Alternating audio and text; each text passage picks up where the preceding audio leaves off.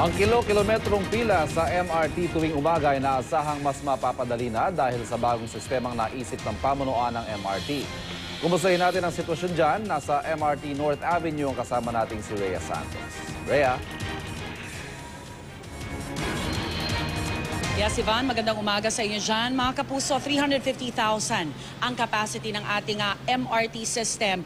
Pero sa kasalukuyan, sa araw-araw, ang kanilang nasa serbisyuhan ay 600,000 mga pasahero, mga commuters. Yun nga po nagiging sanhi nung nakikita natin na araw-araw din na senaryo, na larawan na mahabang pila ng ating mga kababayan. Kung dito sa North Avenue Station, ang sabi nga nila, minsan umaabot hanggang West Ave yung pila ng ating mga kababayan. Nakatayo ako dito sa northbound platform. At nung pinapakita natin, ayan po yung southbound platform. Yan na yung pila ng ating mga kababayan na pa-southbound patungo sa kanilang mga eskwelahan, sa mga opisina. At sa ngayon, medyo manageable pa naman yung kanilang bilang. Kung mapapansin nyo, may bagong inilagay ang MRT administration. At kasalukuyang ibinubugayan ngayon, ayan yung nozzle mist nozzles po yan, mga ilan yung nakikita natin. Ang purpose po niyan ay para maginhawahan yung ating mga kababayan at medyo ma-prevent yung tinatawag nilang maalinsangang pakiramdam kapag lalo na kapag rush hour at siksikan na yung ating mga kapuso. At isa pa po sa tugon ng MRT na ngayong ini-implement na nila simula kahapon ay ang pagbubukas ng mga bagong entry points. Kanina pinakita ko sa inyo yung the usual entry points dyan po para makarating sa southbound platform. Merong dalawa.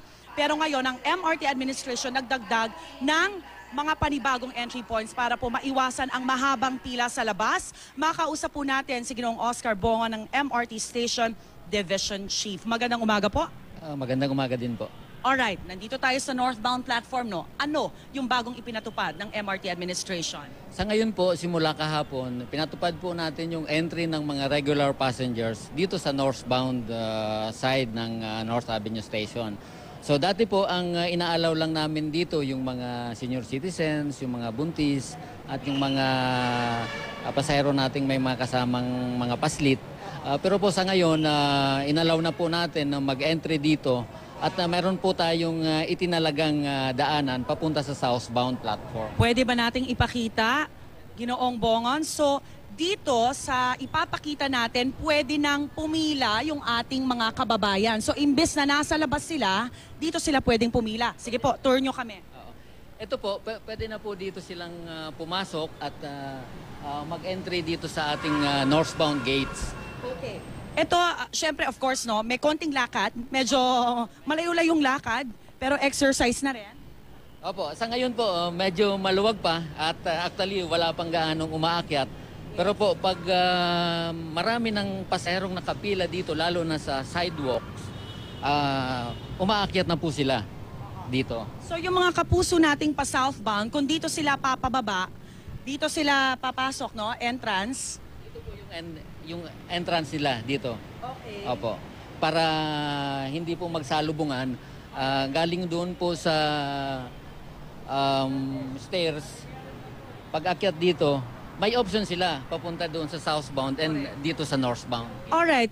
Mga kapuso, ito po yung panibagong binuksan ng MRT administration para imbes na yung mga kababayan natin ay nauulanan o naaarawan at is ito covered, Ito kasi yung mga espasyo na hindi naman talaga na ma-maximize, talagang daanan lang.